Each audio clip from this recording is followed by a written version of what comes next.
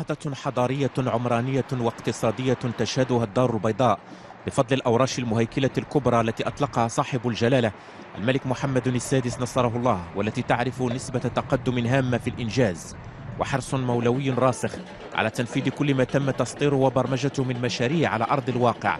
لتحقيق تنمية سوسيو اقتصادية مستدامة ومتناغمة للدار البيضاء، وتعزيز جاذبيتها السياحية وتحسين ظروف عيش ساكنتها وتعزيز مكانتها باعتبارها قاطرة للتنمية الاقتصادية،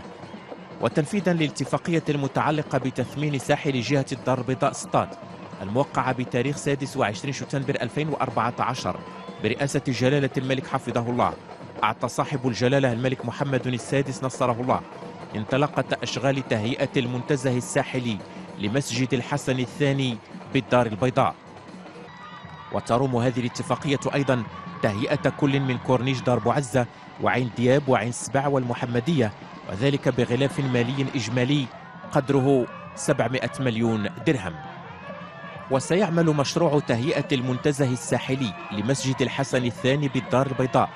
على التغيير الجذري لهذا الجزء الاستراتيجي والحيوي للعاصمة الاقتصادية التي انخرطت بفضل العناية الملكية في مخطط تنموي طموح ينسجم تمام الانسجام مع أولويات مخطط تنمية مدينة الدار البيضاء الممتد ما بين 2015 و2020،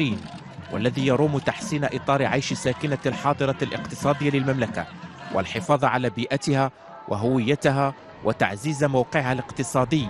لجعلها قطبا اقتصاديا على الصعيدين القاري والدولي. ويشمل مشروع تهيئة المنتزه الساحلي لمسجد الحسن الثاني بالدار البيضاء الذي رصدت له اعتمادات مالية بقيمة 200 مليون درهم تهيئة حديقة حضرية مفتوحة في وجه العموم وكورنيش على طول الحاجز البحري للعنق، وذلك انطلاقا من مسجد الحسن الثاني إلى غاية رأس العنق. وسيشمل هذا المقطع الذي سيمتد على طول 1.5 كيلومتر أي حوالي 13 هكتار بالخصوص على قطب بلفيدير، والذي يضم أغورا ومنصة لتنظيم التظاهرات ومقاهي، وقطب ترفيهي يضم فضاء للألعاب بالإضافة إلى فضاء للياقة البدنية ونافورات. كما يضم هذا المشروع قطب ثقافي يحتوي على فضاءات لبيع منتوجات الصناعة التقليدية، فضلا عن قطب يضم عددا من المطاعم والمقاهي ومرآب تحت أرضي يتسع ل1000 عربة. كما سيساهم المشروع في تهيئة ممشى على طول الساحل وفضاءات مخصصة للأطفال وأخرى للرياضة. وقد تم وضع تصميم المشروع انسجاما مع الفضاءات المحيطة به ليضاعف من جاذبية موقع مسجد الحسن الثاني المعلم الحضارية والمعمارية بالدار البيضاء.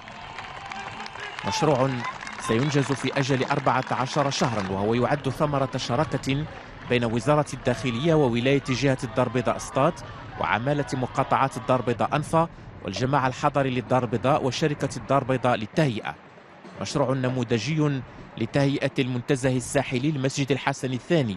ينضاف إلى مشاريع نموذجية أخرى تجسد العناية الملكية الكريمة بالدار البيضاء